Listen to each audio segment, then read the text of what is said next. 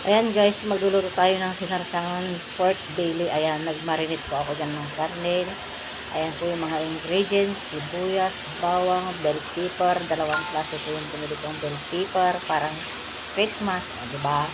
Tsaka green peas, tsaka tomato sauce. Ayan, piniprito ko lang po sa saglit para lumabas yung mantika. Ayan na guys, yung ating pork chop. Naprito ko na po siya lahat. Ayan. Ngayon naman po guys, maggigisa po tayo. Ayan. Naglagay ako dyan ng tamika, tsaka ako nilagay yung sang tapakpak na sibuyas.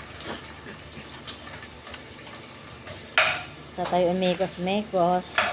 Antay lang natin siya maluto. Tsaka ako sinunod yung bawang nest na pangbugaw ti aswang. Ayan, tapos imikos-mikos mo boy. Ayan, tsaka nilagay po yung karne. Ayan, diretso ating karne boy. Tsaka imikos-mikos. Tsaka ko po nilagay yung pinagmarinitan ko. Ayan. Tapos, imikos-mikos mo saglit. Ayan, imikos-mikos ko. Tsaka natin tatakpan guys. Antay lang natin lumambot yung karne. Ayan, nilagay ko na po yung tomato sauce. O sosyalin.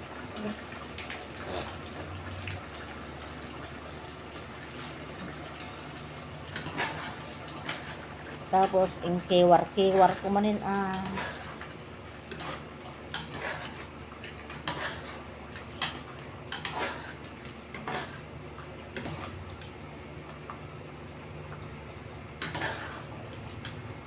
Ayan. Tapos nilagay ko dyan yung green peas. Sako imekos-mekos manin.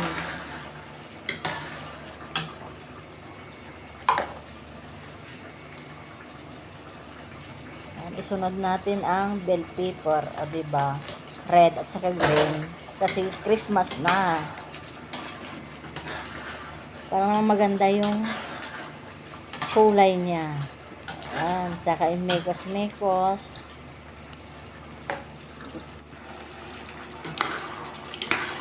Ayan na ang ating sinarsangan pork belly. So, yun lang po. Thank you for watching. Bye!